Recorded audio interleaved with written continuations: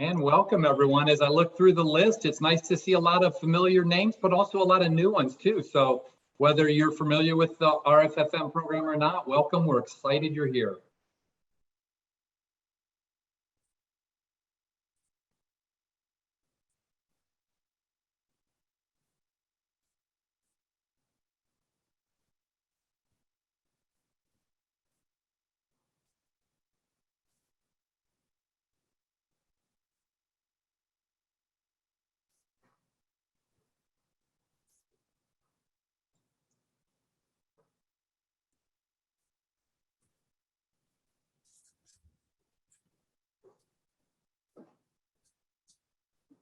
All right, I do see we've got still quite a few coming in, but we'll get started. It looks like we got a good amount in the room. So welcome to the NEHA-FDA Retail Flexible Funding Model Year 2 Grant Program webinar.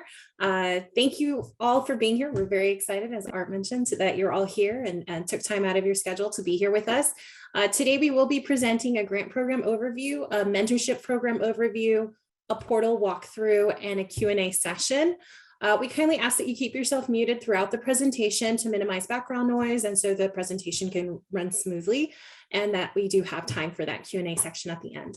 If you do have questions throughout, please feel free to drop them in the chat at any time. We will be capturing those questions, and we'll have, as mentioned, that Q&A session at the end of our presentations where we'll be able to get to all of your questions. With that said, we do encourage you to ask as many questions as you have, or, and because others may have the same question as well. To get things started, we're going to kick off today's presentation with NEHA's Executive Director, Dr. David Dijak.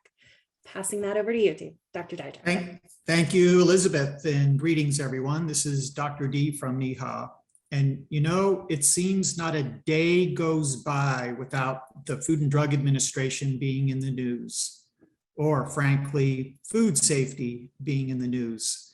Chronobacter, Listeria, norovirus, cyclospora, salmonella, pathogenic E. coli. I'm personally calling it my summer of 2022 gang of six, the foodborne illness gang of six. I also like to think things through and from a public health lens as environmental health being profoundly local. And there you are. I see that there's 241 people that have registered. And as you know, you are on the front lines of the battle against foodborne illness.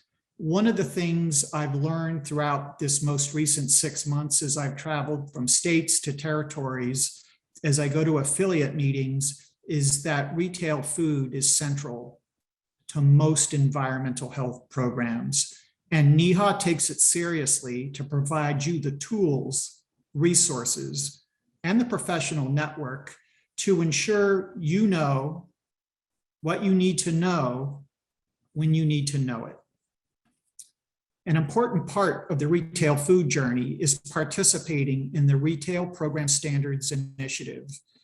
I would like to applaud the FDA, which has made the largest single investment and commitment in history, a 3-year, $40 million investment in you. We refer to this grant opportunity as the RFFM, the Retail Flexible Funding Model, and our colleagues at FDA, I think, have really performed wonderfully in securing the resources to ensure that you are successful at the local level. Last year alone, NEHA, together with the FDA, invested over $7 million in 228 unique jurisdictions in the United States and its territories. And whether you work on behalf of or belong to a tribe, a territory, a local environmental health program, or a state program, the RFFM is designed to help you where you are. Whether you're in Puerto Rico in the east, or Saipan in the west, or maybe in the heartland of the United States, this is designed for you. The aim over the next 90 minutes is to provide instructions, guidance, and support so that you may entertain participating in this program. We recognize, and let me say this as clearly as I can, we recognize you're stretched like saran wrap.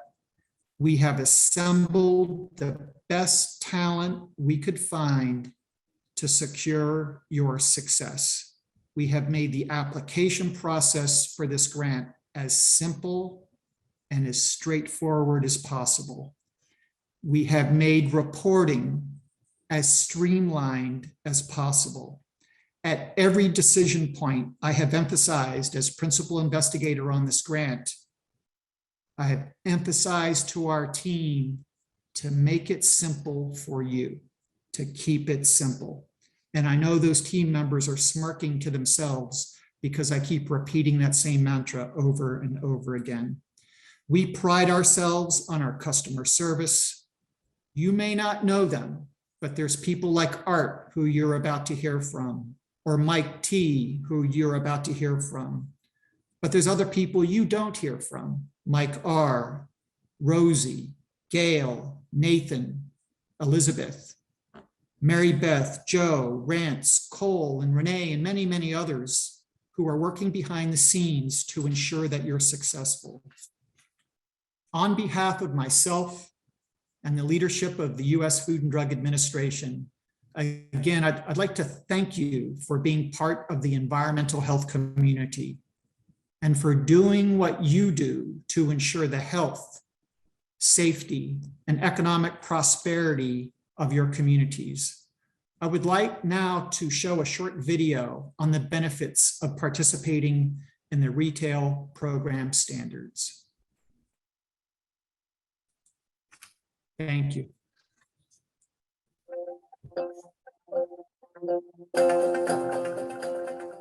So participating in the retail program standards has been very beneficial for our program to identify what policies and procedures we are lacking.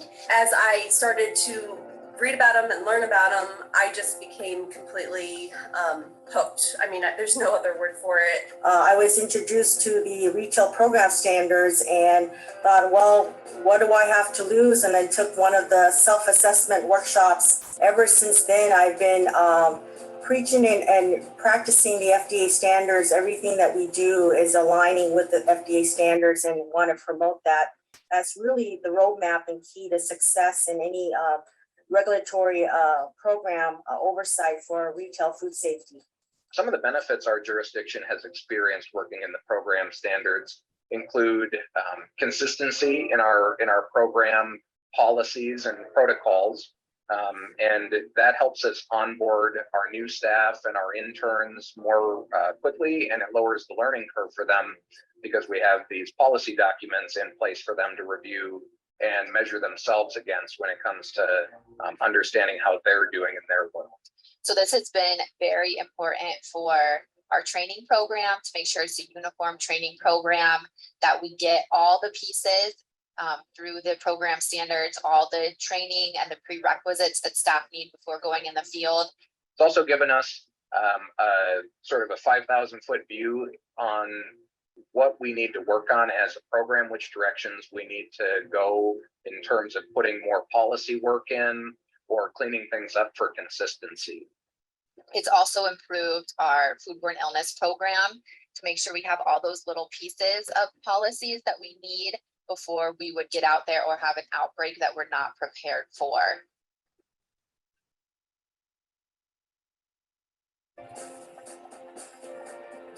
If you're considering joining the retail program standards, or if you're hesitant about doing it, I would recommend that you just start small. Look at what you already have in your program, such as a small training program, and then you can use the retail program standards to develop that even more. Even if it's your first time, it may seem very overwhelming, but you don't have to start huge. You don't have to tackle everything all at once. Just keep it simple. Don't be afraid. Don't be afraid to do it, and don't view it as a binary pass-fail situation. It's really building an understanding of what your program is today. And if you do want to make advancements to then meet the standards, great. If you don't, at the very least, knowing where your program's at today gives you some information to work with. Most important thing to realize whenever you're enrolling in the program standards is realize the benefit of the program. The goal should be to not meet all of the standards at once.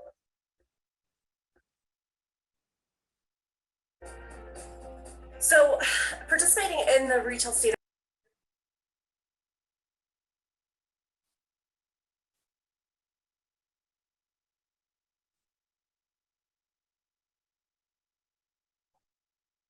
city or county or whatever does things. So one of the things the retail program standards do is it provides for some consistency.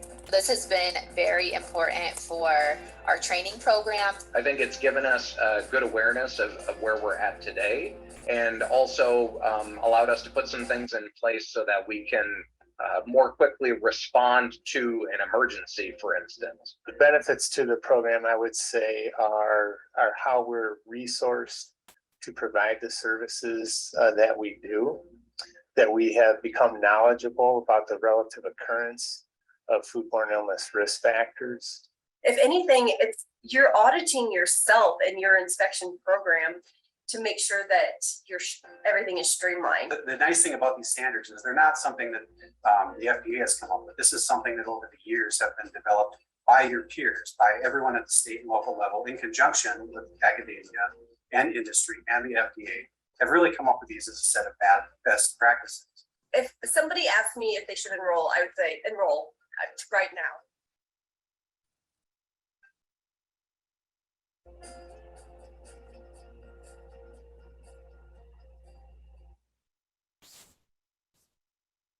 All right, thank you. And we are excited to not only talk about some of the things you've heard about before, the new program rules, kind of the generic aims of the program, but we're also going to do a little bit of show and tell.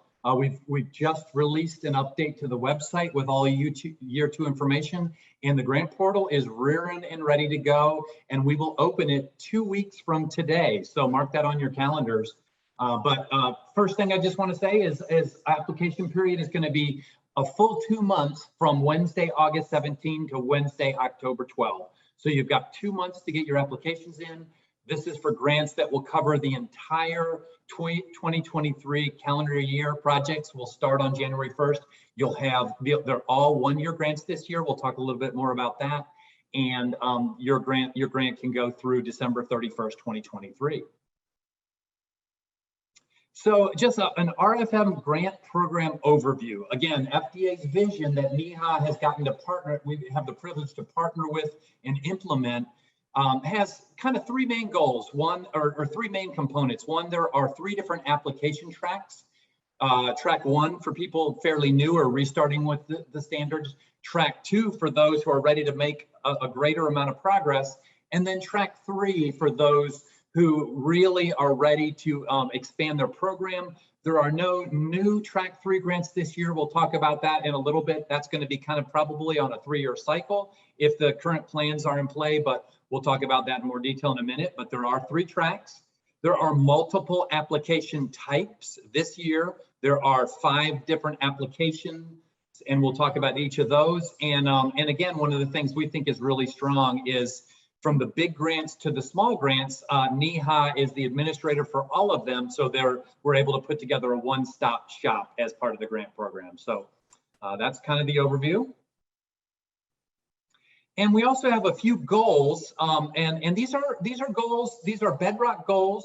Dr. Dijak already talked about one of them, but these are goals that are not always at the beginning. We haven't brought these to full fruition, but they're things that we're going to work on and try to get better and better as we go. And it starts with flexibility. That's why we have 3 tracks. That's why we have different grants. It's flexible to meet the different needs that are out there, from the smallest one-person department to the large state departments. We also want to keep it simple and people-centered. Dr. Dijak covered that pretty well. He also covered prioritizing customer service. We really take that seriously. Doesn't mean we're perfect. We do drop balls. We're handling a lot of volume, but we will make every effort to meet your needs, answer your questions, and really move you forward. And more than anything else, the goal here is that we have a program that, as much as possible, can get out of the way, help you, and enable you make significant progress with the goal of this, which is the retail program standards.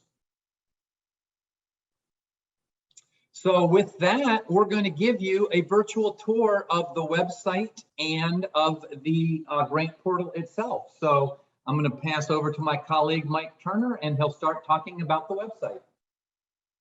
All right, very good, Art. Thank you so much, and good afternoon to you all. For those of you that are entering year 2 with us of the NEHA-FDA Retail Flexible Funding Model Grant Program, welcome back.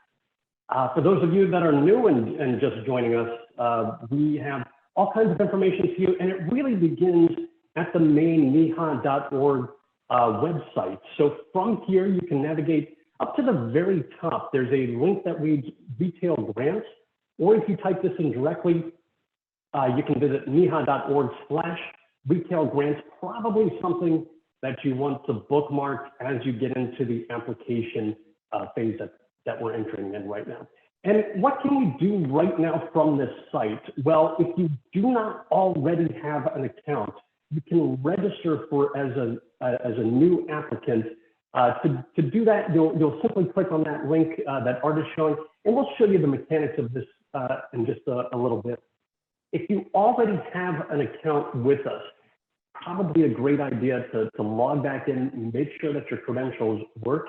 If not, you can also reset your password by clicking on the Access the Grant Portal button. And again, we'll highlight that here in just a minute.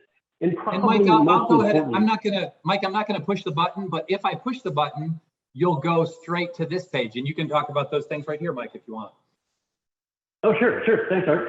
And yeah, again, for those of you that already have an account with the NEHA-FDA Retail Flexible Funding Model Grant Program, go ahead and use your username and password, log in right there. If you need to reset or update your password, you can also do that with the link right there. And if you slide over to the right-hand side, you can read through those instructions. And again, if you are new to the Retail Grant Program with NEHA and FDA, go ahead and create an account now. And that will take you through the, all of the information that we'll need. And then our team will be working behind the scenes. And a quick shout out to our team. Dr. Dijak mentioned quite a lot of folks, but in terms of phone calls and emails that we get, I'd also like to say you're probably going to get Jessica or Melissa or Jenna or Carol. Really our team here, and as both Art and Dr. D mentioned, we really want to be responsive to all of your needs, questions, inquiries. So keep them coming in. We'll highlight the email address and phone number here in just a bit. But the very last thing on this homepage, if you scroll down to the very bottom, I want to make sure that you're getting all of those program updates. You can go ahead and enter your email address in here right now, register for our email updates, and we promise not to spam you, but if you want to keep updated on what is happening, all of those key deadlines with the program and any other information, go ahead and register right there. So with that, we'll move on to the left menu, and I'll highlight not all of these, but a couple of key ones that you need as we work into year 2. The first one being that program resources link on the left-hand side. We have a fair amount of information here, including training information. We have high-level information about the retail program standards, a lot of links to the FDA site, including probably another key piece of information is the information to contact your FDA specialist. Certainly, you want to be in contact and coordination with them as you begin the application process for year 2. We also have some highlights and about the mentorship benefits and public health metric guidance. We'll talk about that some. We'll also make reference to that quite a lot throughout the grant guidance. So if you need that information, we certainly have that available. And then all of the upcoming, we're still updating this portion of the website, but you'll start to see more and more 2023 training information and conference and seminar information published right here on this program resources page. Moving down just a little bit, I'll mention the grant guidance. This is really ding, ding, ding. Go ahead and mark this. We have published the 2023 RFFM grant guidance right here. It is available as a PDF download. It has been improved. It's been streamlined from last year. So hopefully this will serve you as you begin the application process for year 2. And if you need to reference last year's grant guidance, if you're working to close out a grant If you need any of that information, that's also available on this page. So we'll continue to archive the successive years on this page as well. Moving down from there, one thing that may also be of interest to you, we have our application templates. So as you download the grant guidance and you start to explore what is the same from last year, what is new for this year, you can also check out what those applications will actually look like. And if Art clicks on just a track 1 development grant, this provides some high-level information on what's going on here, and then really gets you straight into that application. Now, remember, everything that you do with this grant program is entered online in the grant portal that Art will walk through here in just a moment. But this gives you a preview, and we know there are some jurisdictions that require a little bit of lead time to route through their local, county, state, processes. So this may aid in that. And again, if there's anything that we can do, please don't reach out. We'll provide that email address and phone number here in just a bit. And then finally, before we work our way over to the grant portal, there is right now a link to about a 20-minute training needs assessment. So this is again found on the left-hand menu. We have all of that information there. You can take the survey. This really does inform NEHA and FDA on the needs that are out there. We encourage you to go ahead and drop by and take the survey.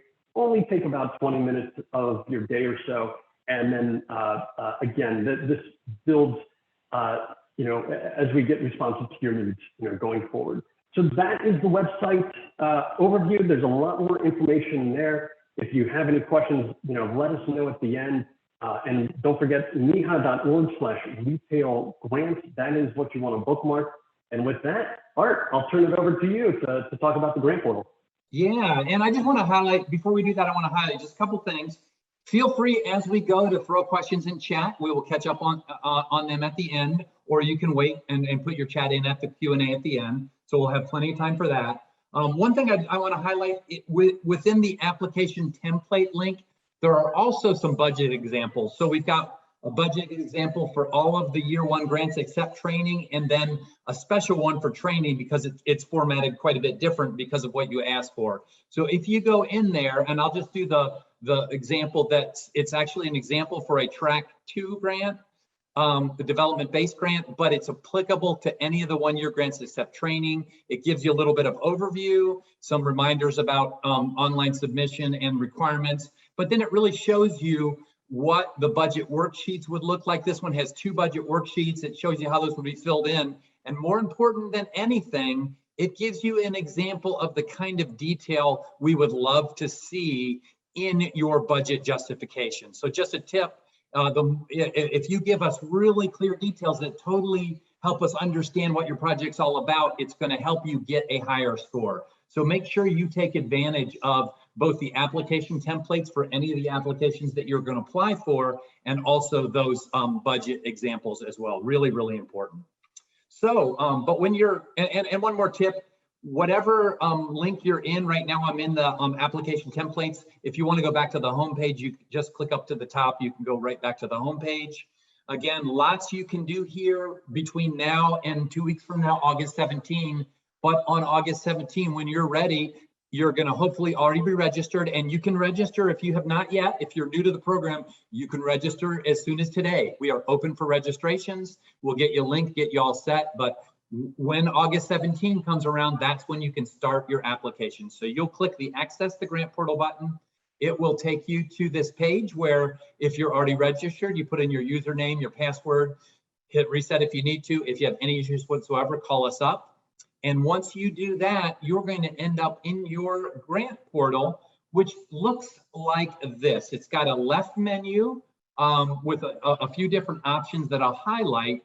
And then anything you click here is going to bring something up to the right. So the first thing you're going to be interested in, particularly if you're a new applicant, is this information section, which is going to be at the top of your screen. It starts with an eligibility criteria tab. And this is where, again, we've got all the grant guidance. We've got lots of stuff on the website. We don't recommend this, but honestly, you could apply for this grant program by never doing anything else except for clicking in the portal. You've got summary instructions in the front end. You've got instructions within the grant. So we've really, it's almost like the grant guidance is the extra, all the websites extra, but you can apply just by going into the portal. This eligibility criteria talks about what it means to be a track 1 development-based grant applicant, which is basically people who are new or who are restarting and who don't have a current self-assessment of all 9 standards, which means a self-assessment completed and turned into FDA within the last 5 years, and a comprehensive strategic improvement plan. If you don't have those 2 pieces, whether you're new or not, you belong in track 1. Track 2 is for people that do have a current self-assessment, they have a Csip, and they are ready to make some serious progress, even if it's incremental, but they're going to move through the standards. That's what track 2 is all about. And then we have optional add-ons that are available for both track 2 applicants. So if you're applying, even if you were a track 1 applicant last year, but now this year you're a track 2 applicant, you can apply for the 3 optional add-ons, and we'll talk about each of those: the mentorship, the training, and the special projects. And if you have a current track 3 grant open, again, those are 3-year grants. So there's about 50 plus of you all who have a track 3 grant. You can apply for any of the 3 optional add-ons this year. Those are all 1-year add-ons that you can kind of go after each year. And just, we have the instructions that track 3 is not open this year for new applicants, but if you're already in track 3, you can go for those optional add-ons. So those are just kind of the basic instructions. So once you figure out, either through the guidance or through this website, whether you want to go through track 1, 2, or the optional add-ons, you'll go over. When you're ready to apply, you will click apply now, and it'll give you a little bit more detail. If you've decided you're in track 1, it will tell you that there's a required outcome, which is either complete both a self-assessment of all 9 standards and a Csip, or just a Csip if you've already got a current SA9. That's required for anybody in track 1. But you also have the option to apply to be a mentee, and you've got the option to send up to 2 people to either virtual or in person, or a combination of both. We will pay for up to 2 people to go to those self-assessment and verification audit workshops. The great change this year for track 1 is that you only need to do 1 application, and you can do all of that in here. So track 1 people, 1 application, you can get up to about $26,000, a little over that, if you fully tap all of the possibilities here. But a great opportunity for those who are new. And we really do recommend, if you're brand new, we would love to see you be a mentee and get some help from Team NEHA in really getting started right. We'd also love to see you send a couple people to the Savage. So we really do recommend this as a package, but it's not required. All you have to do is the required outcome if you want to be in track 1. We've also got just a little bit more about track 1 down here, a little bit more verbiage, again, telling you that you can do everything through here and get up to $26,500 through a single application. If you were in track 1 last year and you're ready to go to track 2 this year, or if you are new, but you have already completed your self-assessment of all 9 standards, you've already completed a Csip, you can jump right into track 2. And if you were in track 2 last year, you can go ahead and do that again this year. Again, it's got a required outcome. You've got to do some work on standards 1 through 8, but you also have the option to work on standard 9. And you also have the option, you don't get any extra funding, but if you need to, if your self-assessment of all 9 standards is going to time out during your grant year, you can do that within the grant portal as well and tell us what your goals are there. But those are all the outcomes available for track 2. And again, you apply for that here by hitting this button. And it also reminds you to make sure, if you're in track 2, to know you're eligible for the optional add-ons. It tells you to go over, make sure you go over into this apply now optional add-ons track.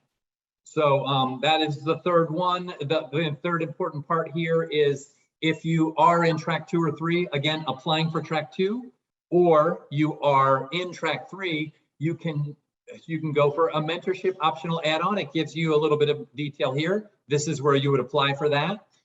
If you want to do the training optional add-on, it gives you some more details here, and you hit on the training button here. And if you're want to try for one of the $20,000 special projects, optional add-on grants, you apply for that right here. So to kind of summarize that, and I will get back to a few more details here, and I'm actually going to click on one of the applications and show you a few things. But track one application gives you all your options. If you're in track 2, you can apply for a track 2 and three optional add-ons. So you can apply for up to 4 grants, and they are separate grants. And if you're in track 3, you can your track 3 grant is already in place, your base grant's in place. You can apply for up to 3 grants, all of the optional add-ons. So those are the different options available to folks. And again, throw questions. If I'm not clear on something, throw questions in Q&A, and we'll circle back around.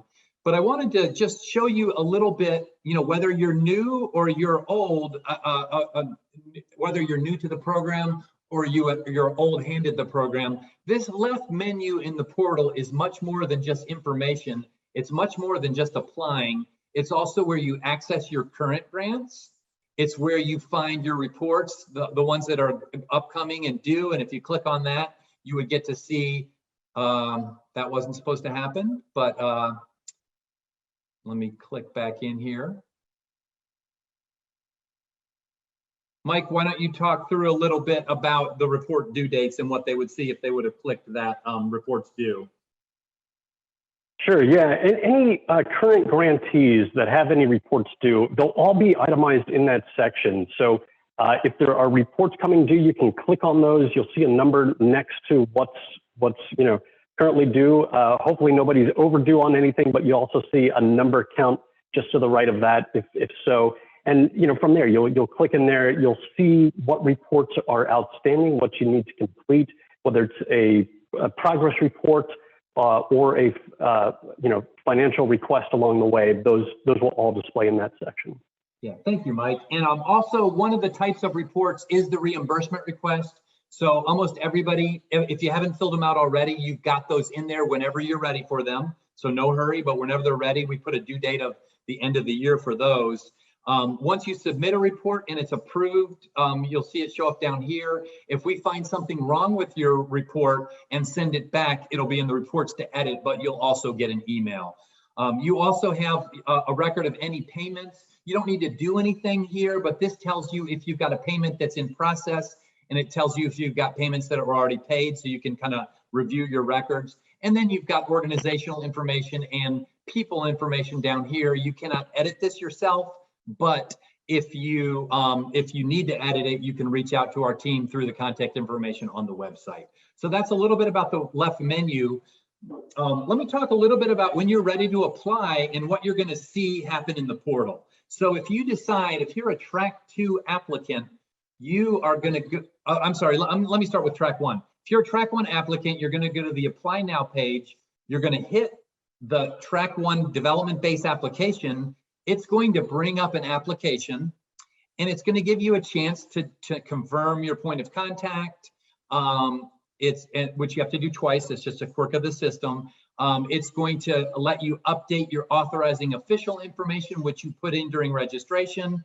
It'll let you do 2 things, but the important thing is make sure as you're working through here to use these buttons at the bottom, which say save and continue, save and close.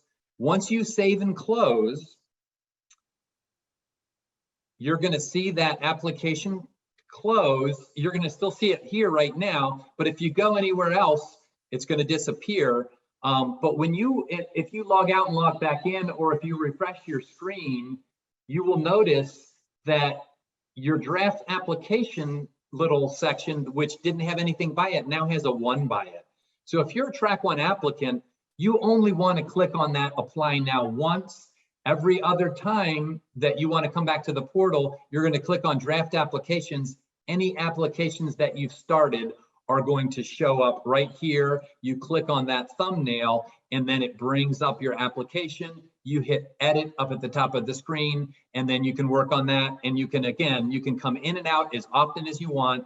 You're always going to be able to get that draft application in the draft applications.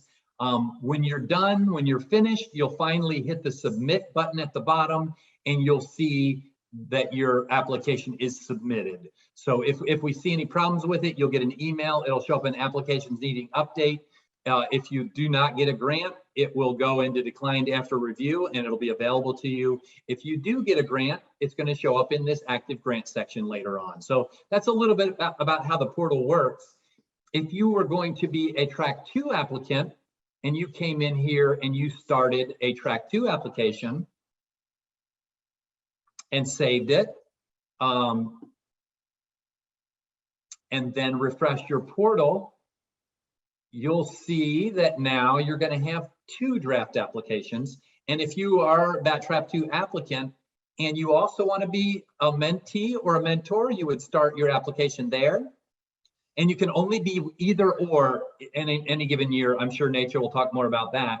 But what I'm showing you is I'm showing you how to start new applications, how to refresh, which you can either just highlight this and refresh, or you can hit that little circle. You can also log back out and log back in. But I now have 3 applications. I've got my mentorship, I've got my Track 2 development base, and I've got my Track 1. And since you changed your mind, you thought you were Track 1, but you're like, you know what? We can do a Csip. We're going to go Track 2. As a default, for safety, you cannot get rid of this Track 1 application, but you can email the team and say, hey, I'm not going to do the Track 1. I'm going to do the Track 2. Please delete that for me. We can do it. You can also just leave it in there and we'll delete it at the end of the season. Once we see that you actually finished the Track 2 and submitted it, that you never did anything with Track 1, or you had a draft that you didn't submit, we're going to know that you're going for Track 2. But feel free to go ahead and reach out if you want us to make any modifications. Some people will accidentally create more than one application. You do have the ability to accidentally forget that you went into Track 2, save and close. Now, when I refresh, I'm going to have 2 Track 2 applications in here. Again, pick the one you want to work on. When you go in here, you're going to see, oh gosh, I accidentally have a Track 2 here, but I also have a Track 2 here. Call us, give us the grant ID, tell us the one you want to keep, tell us the one you want to delete, and we will clean that up for you. But again, you don't need to do the cleanup, but it might make it easier on you. But you can kind of see how this works. And you might see an update available. You can click on that itself. But again, you can always update by going to the refresh, either the circle or refreshing in that way. So Mike, anything you think I'm missing that we should highlight in the portal here? You know, these are straightforward. We have worked to streamline these applications, but as mentioned, you know, our team is always here. If you have questions, don't get frustrated. Give us a call, shoot us an email. We're happy to guide you through. If you have questions, if there's something not clear that we can answer, we're happy to do it. But do not get frustrated at any point. You always have a lifeline. You'll always reach a live, member of our staff. Yeah, and I did mention that we have the single application for Track 1. There were 2 things that happened in that help everybody. Number 1, entry is simpler, Track 1 simpler, but it also allowed us to simplify all of the other applications, and just nothing's really changed. We've clarified some grant rules that were not clear, so you'll see that in the guidance. It's certainly worth reading that now. You've got 2 weeks before the portal opens, really getting your head around that. But everything's a bit simpler. And I will show you one thing. If you go into if you begin a mentorship application, we are going to have eligibility questions like we did last year. This year we'll only have 1 question. Sometimes they'll be multi-pronged, but if you answer that, you'll get a drop down. The first thing you'll get in mentorship is mentor-mentee, and it's really simple. Again, you can either be a mentor or a mentee this year. Once you pick which one you are, you can go through the process and fill out the field. And if you change your mind, if you fill out a bunch of these fields and change your mind and say, I really want to be a mentor, any field that's common between mentor and mentee will stay populated, but any field that just that just relates to mentee will fall into the background and you'll get the mentor field. So, that's just kind of a safety thing so that you can change your mind. But just make sure at the end of the day, when you're done, that you have either selected mentor and mentee and that you've filled out all of the fields both the general fields and this would be mentor specific fields. And if you had chosen mentee, the common fields all look the same, but the mentee fields are specific for mentee. So that's really the only choice you have in any of the applications now. They're all a lot more streamlined, and hopefully you will find them a lot easier to understand. So Mike, without further ado, I think we go back to the slideshow and continue with, you're going to cover a few slides. Yeah, sounds good. Art, thanks so much. And some of this will be a recap from what we've already talked about and showed you in the portal. But just really quickly, what is the same for year 2? The same website, neha.org/retail grants. You'll use the same login and password as you did in year 1 if you applied last year. If you've forgotten your login, forgotten your password, you can do that directly from the website. And if push comes to shove, feel free to call us or email us. We'll be happy to set that up for you. Most of the program grant rules are unchanged, and don't forget that enrollment is required. You have to be enrolled in the retail program standards in order to be eligible for this grant program. All right, what is different for year 2? And again, we've talked a lot about this already. There are no 3-year grants this year. If you are a current Track 3 3-year grantee, you're now entering year 2 of that, and you'll be able to apply for those optional add-ons, but your base grant remains the same. Track 1 is now a single streamlined application. There are no optional add-ons for Track 1, but there are those additional optional add-ons, and we'll look at those for Track 2. We have almost 2 months. The application portal opens up on August 17th. It will close around 8:00 p.m. on the 12th of October, and it is a full grant year of performance. We started a little bit late this past cycle, but now January 1st through December 31st of 2023, you'll have a full 365 days to complete your project. And will it be easier than last year? We certainly hope so. We have taken your advice, your comments, your thoughts, your constructive feedback. NEHA has heard this, FDA has heard this. We have really gone to great lengths to streamline, to improve these applications, including the grant guidance and the website. So again, our team is always available if we can answer any questions. And let me just mention one thing. We talked a lot about the 3-year grant, the maintenance and advancements based grant. The same is true of capacity building, which is also a 3-year grant. You're just in year 2. You don't need to reapply. Those are just in place. So I just wanted to throw out, we're not forgetting about you capacity building grant holders. Yeah, exactly. Thanks, Art. All right, so Track 1, we saw this in the grant portal. This is just a reminder, Track 1 is to complete an SA9 and a Csip, or if you already have that self-assessment of all 9 standards, it can be just a Csip. You can also apply for optional outcome number 1, which is to be a mentee, and we'll hear from Chelsea and Nacho about that here in just a moment. And you can also request an outcome 2, funding to attend one of those self-assessment and verification audit workshops.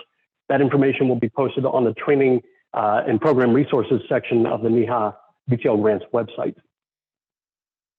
All right, Track 2, you can work for, the required outcome is work for standards 1 through 8, and you can request up to $5,000 there. You can also request an optional outcome for work as you work towards standard 9 in pursuit of a public health metric.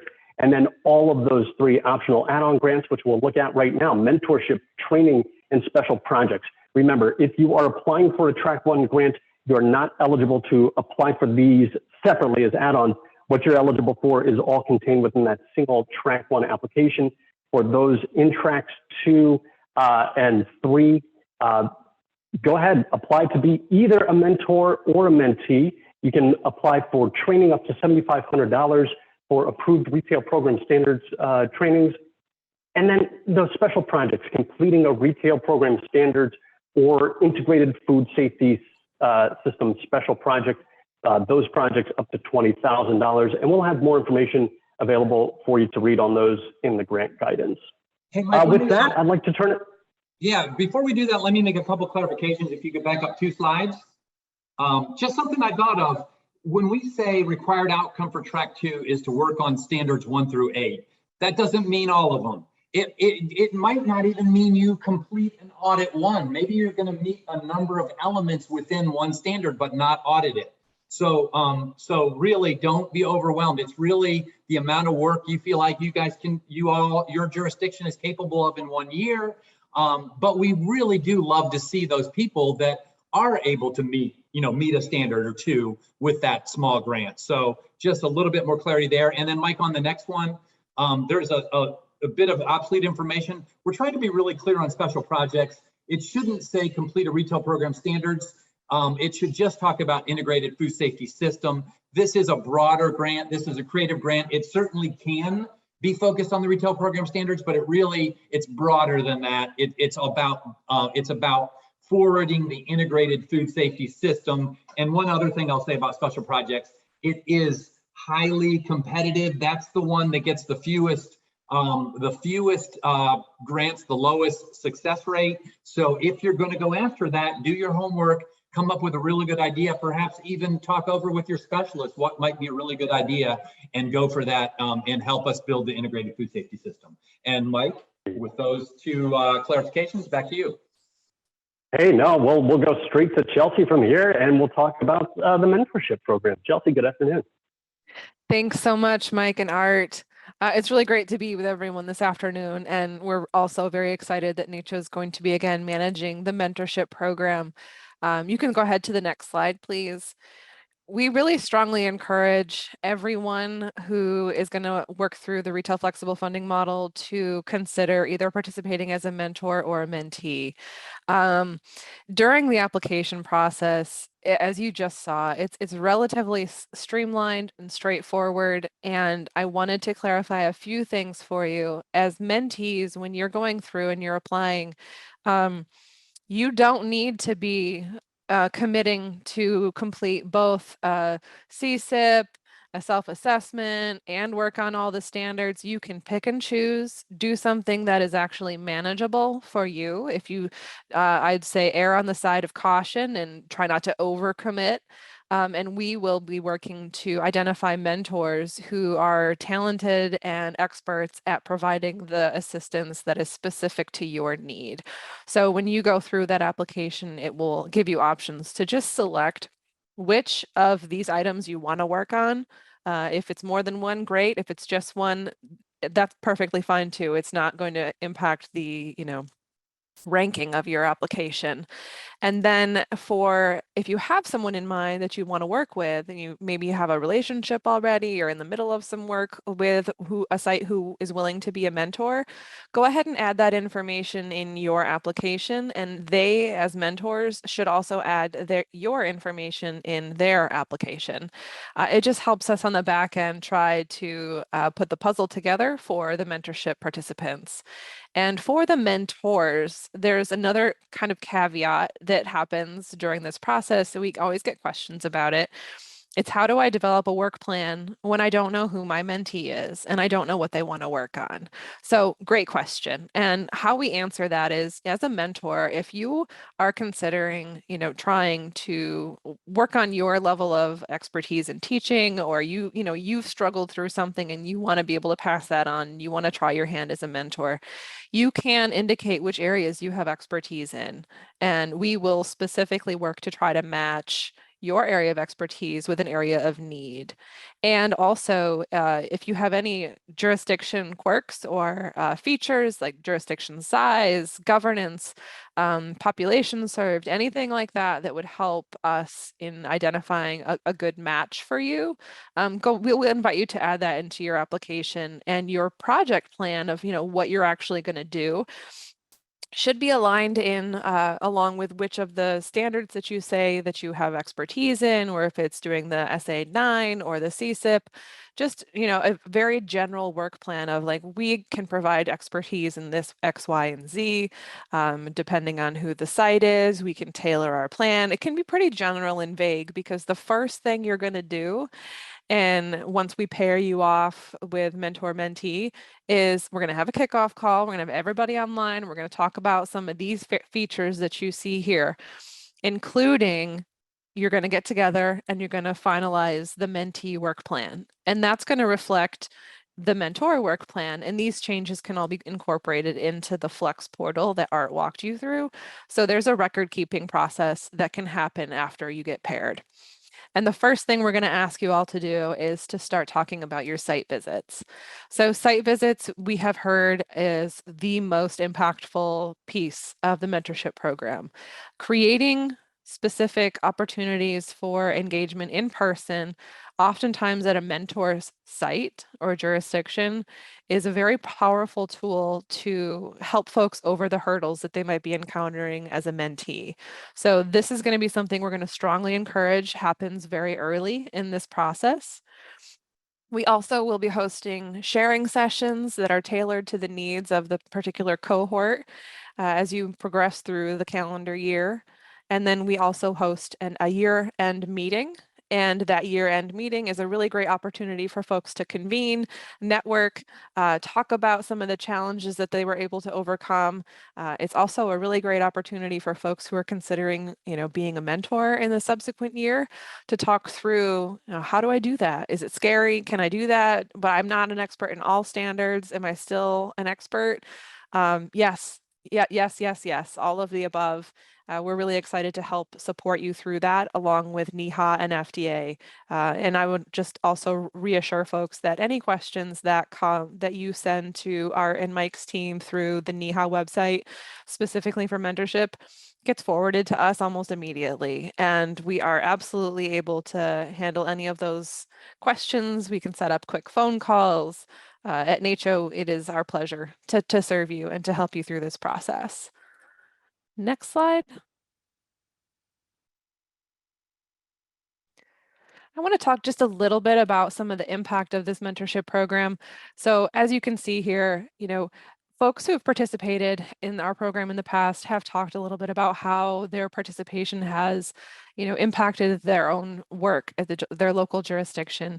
And, not surprising, being part of a mentorship program and being part of this cohort where you have an opportunity to meet folks like yourself who are also working through similar challenges allows you to build a support system of other programs who are trying to navigate the program standards and get over the hump or whatever humps you might be encountering as you're starting to work through those.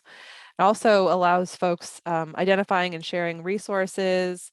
You have an opportunity to interact with folks from the different associations, from local, state, federal. We also invite federal partners to the end of year meeting. So it's a really great opportunity to meet more folks who can help build out your network of who to tap when you run into issues or you just want to bounce some ideas off of somebody else. Certainly an insider's perspective on how to meet a program standard. So the struggles that you might be encountering or thinking you're going to encounter, it's not the first time that someone's encountered those, and you will get some of that validity and sort of commiserating maybe sometimes on some of the challenges with folks who've been there, done that, and you'll see that things are really possible. Next slide. And a little pitch too is that for folks who might not be sure or towing the line on being a mentor, I'd just like you to think critically about it. Like I said, you don't need to be an expert in every single one of the standards, but if you have any experience, teaching another program, teaching folks inside your own program, any sort of expertise along those lines, and you want to try to pass it forward, feel free to reach out to us, indicate on that on your application. We can walk you through that. If you're a first-time mentor, we've got folks who've been doing this for 10, 11 years now who can really provide support and guidance through this process. So don't be scared to try to switch from being a mentee to a mentor and vice versa. We oftentimes have mentors want to very much fine tune and work just on one standard and will go to be a mentee specifically on one standard that they're looking for expertise in and support. So it's not uncommon to have that happen. And if you have questions about it, again, feel free to reach out. Next slide. So quickly go over a couple of some of the resources that we'll end up sharing with those folks who become part of our system and the mentorship cohort. They'll also be generalized on the website by NEHA retail grants. But basically, we have a guidance book for best practices for being a mentor, including what you see here. Next slide. Similar for mentees. Again, we've been running this program for 11 years now. We have a wealth of knowledge built up internally and folks who've been there, done that to help you along the way of tips and tricks to be successful in this program. Next slide. And a couple final slides I wanted to share with you, just in case you're still not sure if you want to be part of the mentorship program. Our team has been really busy this past year working on a pretty intensive research project to try to evaluate the impact of mentorship in conformance with the standards and the timeliness to meet conformance of the standards according to the administrative rules of the program standards. And while this information is still coming out, we've been able to share some of our results in conferences this past summer. So as you can see here, the data that we're showing suggests that mentorship participants are more likely to achieve conformance with at least one standard through self-assessment or verification audit when compared to programs that are enrolled in the standards, but not necessarily participating in the mentorship program. Next slide. And similarly, we also found a greater number of standards were achieved by mentorship participants versus non-participants, and that's either conformance via a verification audit or a self-assessment. Next slide. And we always do evaluation components at the end of our mentorship cohorts and find that, in terms of what we're able to provide and what mentorship provides to participants, includes a wider application of effective risk factor and intervention strategies, quality and performance improvement opportunities, and achievement of progress on the standards. And finally, next slide, just some skills that you'll, potentially pick up through this process. It can be a great professional development opportunity. It can be growth for your staff. Obviously, you'll have a deeper understanding of the standards. Through this opportunity, you will gain public speaking skills. You'll have slides and resources to share why your program is working on the standards, helping you inform your leadership on the value of participation in a program like this. Recognition as subject matter experts. Local health department folks, and especially environmental health, maybe are very hesitant to self-declare that they're subject matter experts. Being a little bit on the outside, but also seeing everything that you're all doing, you are subject matter experts, and through this program, you will become a little bit more confident in owning that, and we're really excited to see you do that. You'll certainly identify additional resources. You'll be able, like I said, to build relationships with folks outside of your jurisdiction, in state jurisdictions, in industry, with FDA, with all the associations. So there's a really great opportunity to just have a more broad picture of what it means to be working in the retail program standards and support for food safety in general. Of course, if you're going to be in the mentor side, leadership and mentorship skills are going to come. They're going to come even on the mentee side because you're going to learn how to train and work with your own staff. So again, I hope we've sold it a little bit better this year around the mentorship. Do not hesitate to ask us any questions. You can always, get our information, contact us through Art and his team at NEHA.org retail grants. Like I said, they're forwarding all of that to us immediately, and we're happy to guide you through this. We really look forward to a robust year this year. If it could be up to me, I'd say everybody's going to be a mentee, and everyone who's in track 2, you're a mentor. And so we really hope to see those applications come through this year. And thanks so much. Thank you, Chelsea. That was awesome. So I'm not going to spend a lot of time here. One of the questions I saw in the chat was, is this PowerPoint going to be posted to the NEHA site? It will be. There was also a question about posting the recording. I believe that we will be able to post that, but I'll let someone else from NEHA answer that, but I think that's a possibility as well. But a few applicant scenarios very quickly, just I'm trying to speak to some specific people in the audience. If you, and I'm looking at the left side of this, this slide here, if you're brand new to the retail program standards, enroll in the retail program standards. That's not a grant program thing. That's the Voluntary National Retail Food Regulatory Program Standards. You can find that on the program resources, but it links you to an FDA website. You find out who your specialist is, you enroll, takes a day or two. So enroll in the standards if you're not already enrolled. Register in the RFFM grant program. Again, take you 5 or 10 minutes to fill out that registration. You'll be accepted within a couple days, and you'll be ready to go. Start applying on August 17. Make sure you sign up for those email communications on the main page of the website. And again, if you're new, consider a Track 1 development-based grant and see the grant guidance for details. If you're new to this grant program, but you're experienced in the retail program standards, register now. If you haven't registered with the grant program before, we walked through that already. Register now. Make sure your self-assessment of all 9 standards is up to date, which means August 2017 or later, and complete that Csip and have it ready to attach to your Track 2 base grant application. That's all you'll need. Even if you've never been in this grant program before, you can jump right into Track 2. One of the questions I saw was, what if my Csip's not going to be done until November? It does need to be done by October 12 because to apply in Track 2, you need to attach it to your application. So you will have to have a Csip done no later than October 12. Again, sign up for those emails. And don't forget, if you apply for Track 2, you can apply for up to 3 more grants. If you applied last year in Tracks 1 or 2, make sure you're on track to finish all of your current open grants. We'd love to see those closed out, maybe even before you apply again, but you certainly have till the end of the year. But if you are doing a great job, you feel comfortable, you are going to finish your Track 1 grant and you want to jump into Track 2, please apply. If you were in Track 1 last year and you only did an SA9 and now you want to do a Csip, apply again for Track 1. That's perfectly all right.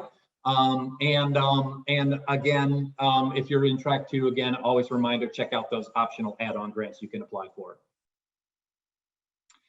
If you've got an open Track 3 maintenance and advancement, again, make sure you're on track and doing everything you need to do. Get your final report in, or I'm sorry, get your annual report in by the end of the year, earlier if you'd like to. But you absolutely, if you're in Track 3 and you feel comfortable that you're going to continue doing everything you said you did in your capacity building and or Track 3 maintenance advancement base grants, please go ahead and apply for those optional add-ons. That's assuming that you finished any optional add-ons you have open. So you will have to finish those not before you apply, but by the end of the year. You got to stay on track for a training grant to get a new training grant, et cetera, or close that one out and just start over. And again, just to be clear, for Track 3, you cannot apply for another base grant. If you're in Track 3 with an M&A base grant, you can't also get a Track 1 or a Track 2 base grant. We did have that question asked. Just a little bit about the timeline. August 1, we posted the new grant guidance. It's 39 pages or so. A lot of that's pictures, and it's a good thing to review. A lot of it's also background information, but particularly look at those sections about what it means to be in apply for each of the specific grants. Grant portal opens on August 17th, 2 weeks from today. It stays open for 8 weeks. It closes by 5 o'clock Pacific time, 8 p.m. Eastern time on October 12th. And early December is when we'll make award announcements, so you can do a little planning and start your project when the project period starts on January 1. Again, really important, we open in 2 weeks. There's the website once again. And let's hit some questions. So I see a lot in the Q&A already. And Elizabeth, you want me to kind of go through those, or how do you want me to, I can pull those up and just start jumping in, or how do you want to handle that? Yeah, not a problem. I can read them to you so you guys can kind of field how we want to answer these, but I'll start going through these. I know there were some that were already answered, so I won't go over those. Let me pull these up here. Okay, so we have Stephanie asks, will the majority of FDA offerings in 2023 remain virtual? This has allowed more of our staff to attend. And Joe, you might have the latest information on that. If not, I can share what I know. I don't have any new information on that, Art. Okay. So if you have anything, it's appreciated. Yeah, we suspect, and again, this disease is still an unknown, but we suspect there will be a lot of virtual openings, virtual courses. Maybe most of the FDA offerings, maybe all of them will be virtual. We're going to clarify that and then modify the grant portal so that you've got a lot better information. Another question that I already answered was, how do we know, if there's going to be virtual or live self-assessment and verification audit information? The latest information we have will always be posted on the left menu, the program resources tab. On the bottom is the training section. Just keep checking back there and we're going to keep that up to date. But I would bank on a lot of virtual courses, which a lot of them you don't need funding for the self-assessment and verification audit workshop. You probably do need a minimal amount for a registration fee, but there should be plenty of virtual openings. Anybody from FDA who's on the call? Oh, I guess you guys can't really speak up, but check back on that website. The latest information will be on the program resources tab. All right, and the next question we have here, also from Stephanie. If you are turning in a Csip this year, can you still apply for track 2 simultaneously? Should we make sure we turn in a Csip at least so many weeks prior to applying for track 2? Mike, you want to take a stab at that one? If not, I can. Yeah, Art, go for it. I was reading another one. Yeah, no worries. The Csip has to be attached to your track 2 base grant. It does not need to come early, but it cannot come late. So that's something that you will complete and you will attach it to your track 2 base grant. It is not really scored per se. It's used as a resource to help you if there's a lack of clarity on your plans in the application, which hopefully there won't be. You'll be very clear in your application. But if there's a lack of clarity, it gives the reviewers a chance to look at the Csip and make sure you understand what's required of the standards and make sure that your application kind of is in line with what you said you were going to do in your Csip. All right, the next question we have is from Nolan. Does a special project add-on grant have to be outside of the scope of the 9 standards and the criteria for self-assessment verification audits? Yeah, I might have muddied that with having the slide not updated and with what I said. A special project grant can certainly be aligned with the 9 standards and what you're doing. The real idea here, though, is it's to build the integrated food safety system, and clearly sharing resources and working through the standards can do that as well. But think about projects that are bigger than just your jurisdiction. That's if you're going to move forward that idea that states, locals, tribes, territories, federal, state, local, we all work together. That's the idea there, whether it's about the retail program standards or not. So read through the guidance we have. That's the best I can give you. But you can also, if you read through the guidance and you're still unclear, put a question in the grant portal. I'm sorry, not in the grant portal. Go to the website, go to the grant program support team, email or phone number, put that question in, and we will work to get further clarity from FDA. All right, next question is from Brian. If jurisdictions completed their essay of all 9 by October 12th, but will not have their Csip until November, will they be able to apply for track 2 grant this year? And I think I answered that, but again, it's got to be attached to your application. So really, the deadline for having your SA9 updated to be after August 17 and to have that Csip done is October 12th. You should have all that in place when you apply. All right, next question from Nick. I'm sorry, I had to walk away and probably miss the information. I'm currently in track 1, 9 standard assessment that will not be completed until December 31st. Just to be clear, am I allowed to apply for track 2 as technically I have not completed track 1 grant yet? Does that need to be documented in the track 2 request? That is a fantastic question, Nick, and I know it's one many others have. You have the full project year to complete your year 1 grant. So you do not have to have that self-assessment done until the end of the project period. If you can do it in advance, that's so much better, but you don't. Just be clear in your application about your plans. And the other thing is, in early December, when everybody else is getting their award letter, you won't get an award letter. You'll get a notice that says, hey, you're provisionally awarded.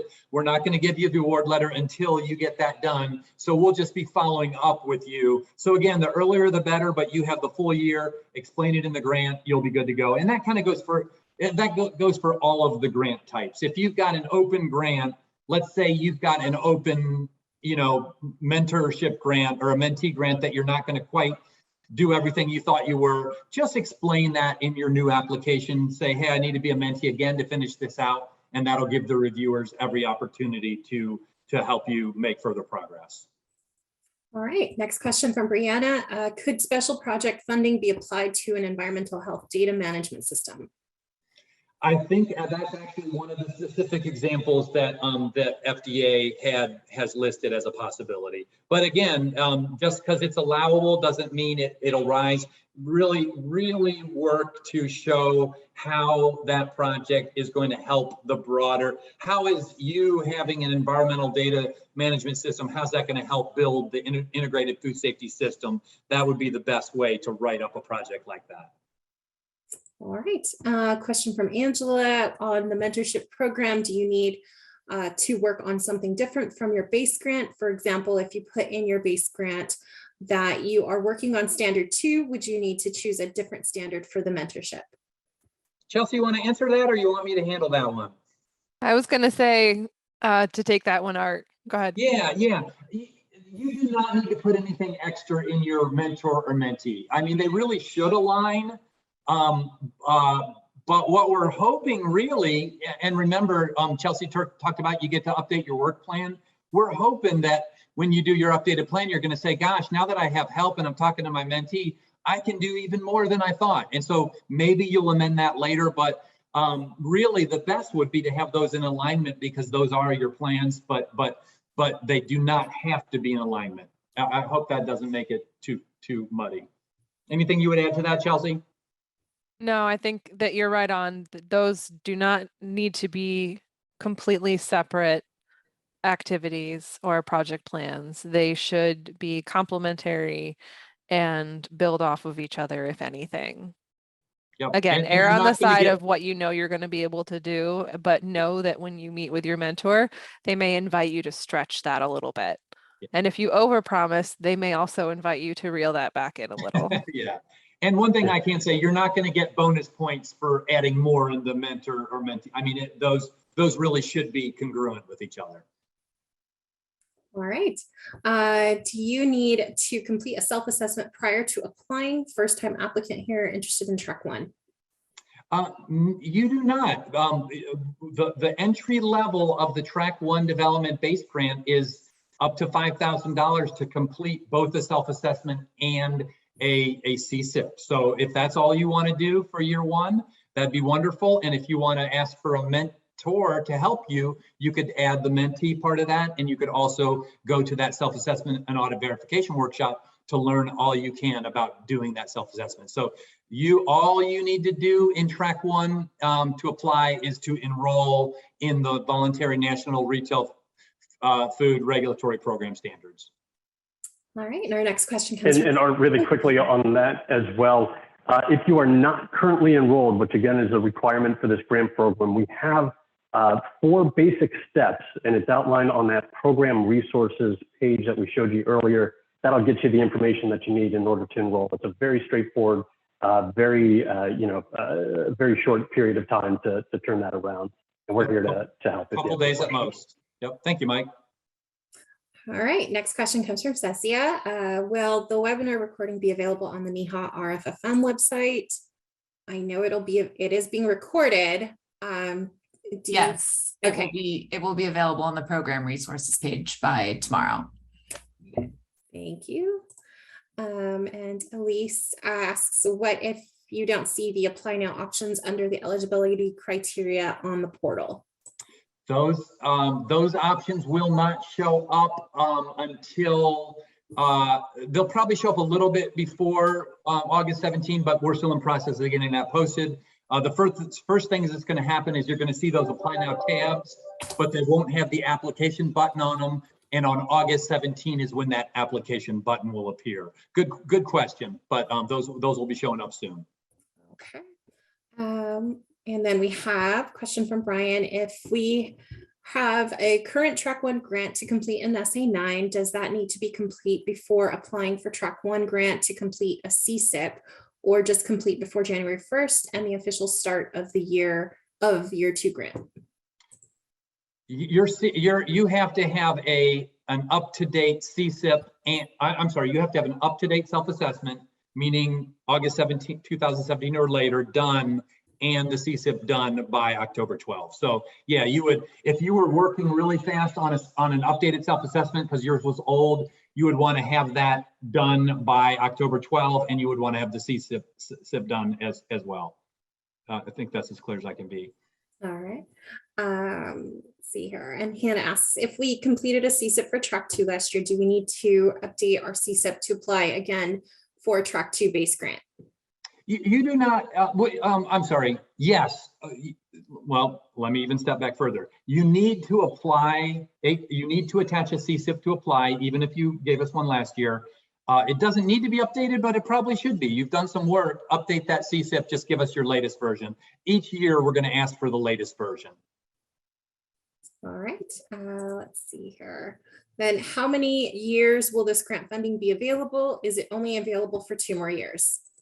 That is the $1 million question. FDA is assessing this program for its success, and that decision will be made near the end of the 3-year cycle. I think everybody hopes it will continue, but federal funding is and priorities and things, can change. But the hope is that it will continue.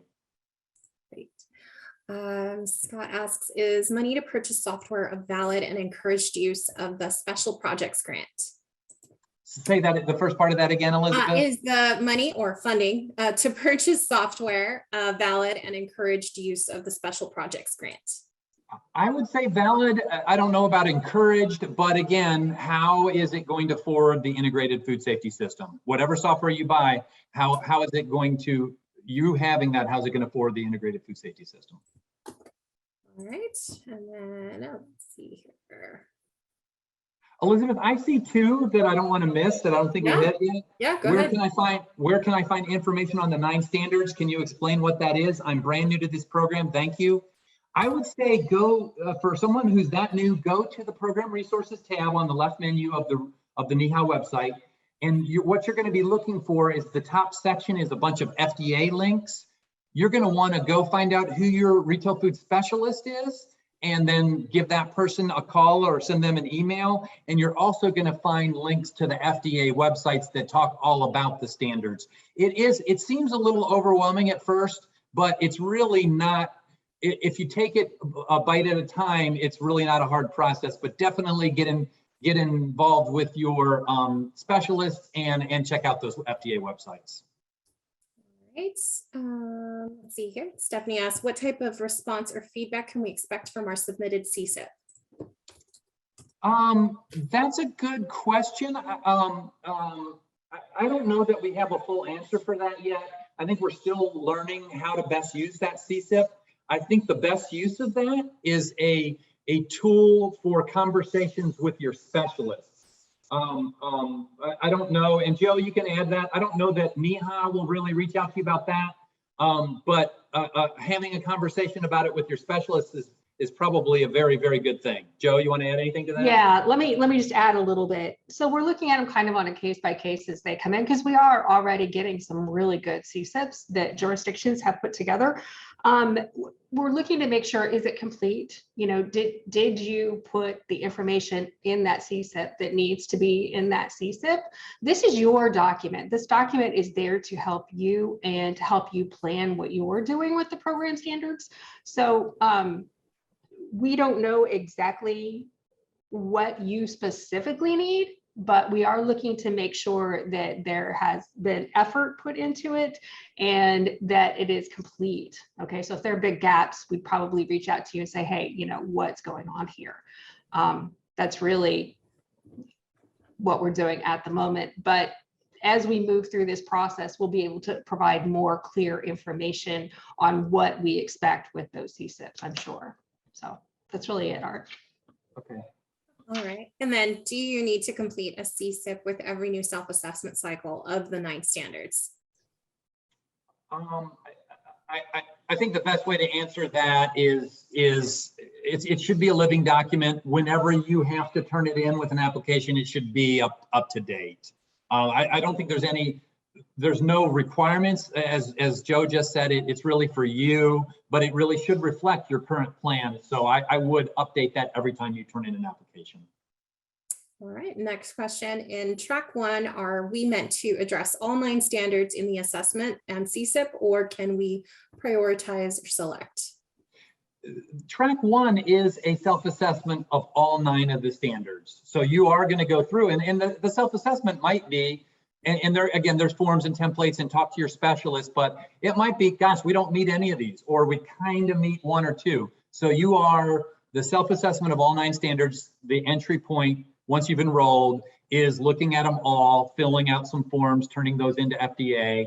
And then the CSIP is, now that we've done the SA9, how do we want to move forward in year 1, year 2, year 3, year 4, year 5? Joe, anything you want to add to that? Yeah, I would just say that we have added information on the resources page, the link that's on the resources page, with examples of several different types of completed CSIPs. Some are done with the template that's available on our website, and some are done with different methodologies.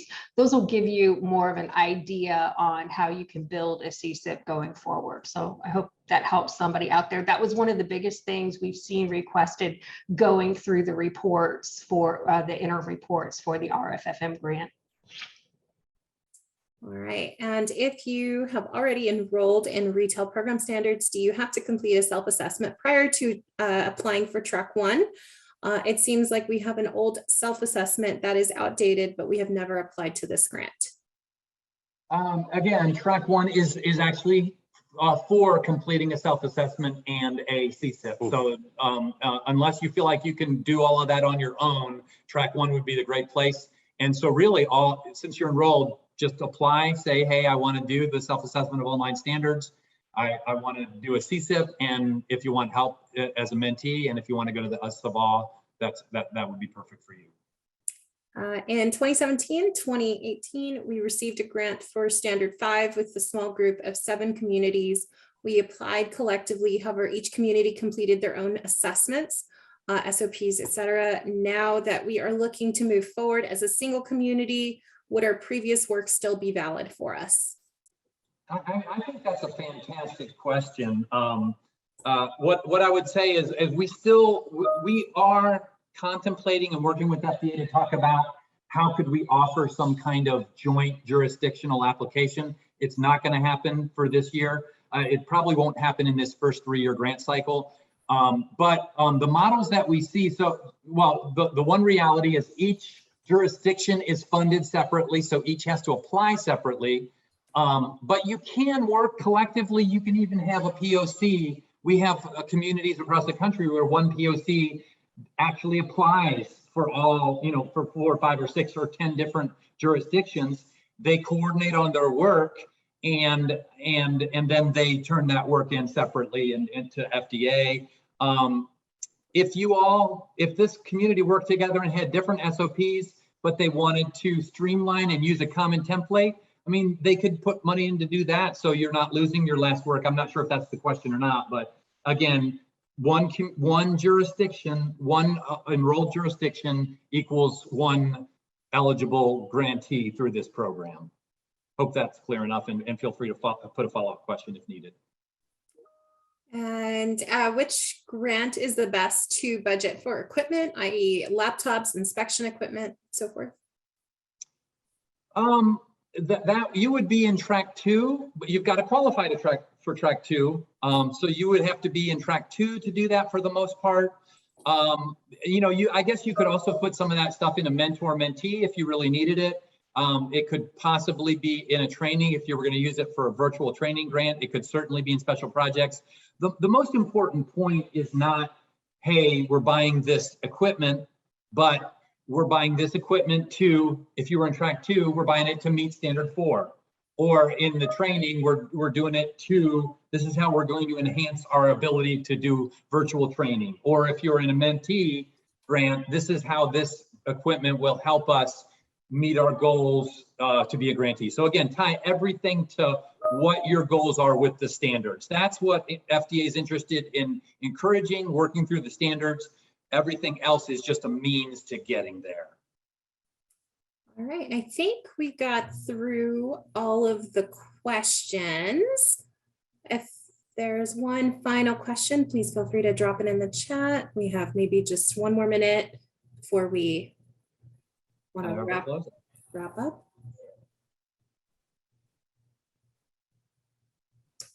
Okay. And if not, what we could do is you could drop in the questions. I will try to capture anything before the end of the session, and we can have our team reach out to you directly. Thank you guys, and I'll pass this over back to, I believe, Joetta. Are you taking, I believe she's next. Yes, I am up next. I'm going to talk briefly about our retail food safety regulatory training needs assessment. This is an important national census of the retail food regulatory profession, and it will help inform the decision-making on where training and educational resource dollars are spent in the foreseeable future. By participating in this survey, you'll help ensure voices from small, medium, and large state, local, tribal, and territorial jurisdictions and the federal government are all heard. A few minutes of your time today can make food safety training more relevant and current for you and for those who come after you in our profession. Please don't think your voice and input won't be or aren't important. This survey is for you and about you, so make sure it includes you. The survey is not just for field inspectors. It's for everyone who's part of the retail food safety regulatory community. It's the first ever nationwide survey of its kind, specifically for retail food regulators. It looks at the intersection of education and training and the work requirements of the retail food regulatory professionals to find gaps in available training. It helps determine exposure to key content knowledge areas. So what do we really hope to get out of this survey? We're looking for improved training content for food safety regulators, better trained regulatory staff from that training, and overall, a stronger food safety network nationwide. So the assessment is for all regulators, field inspection staff, administrative staff, management, training teams, everyone. So please take the time to fill it out today or as soon as possible. Feel free to share the link or the QR code that's on the screen with your team, with your coworkers, with anybody you know who works in food safety regulation in the country. It's really important that we get as many responses as we possibly can for this survey, so we have training that's important for everybody, not just a few people. So thank you for your time, and I'm going to go ahead and turn it back over to Art to close this out. Yeah, and just a few thank yous and we'll be done. Barbara Tay, thank you. I saw you send a couple links. Make sure if you're a participant and you want some of those FDA links, there's some good links there. From the top of the organization, Dr. Dijak, to the ground level people, Elizabeth and Joe and Cole and Carol and Jenna and Mike. We just want to thank you. It is our privilege to try to help you make progress in the retail program standards, and we are so appreciative of FDA to be so forward with this program. And have a great day. You know where to get us if you've got further questions, and look for some new postings of audios and PowerPoints and things in the next couple of days on the NEHA website.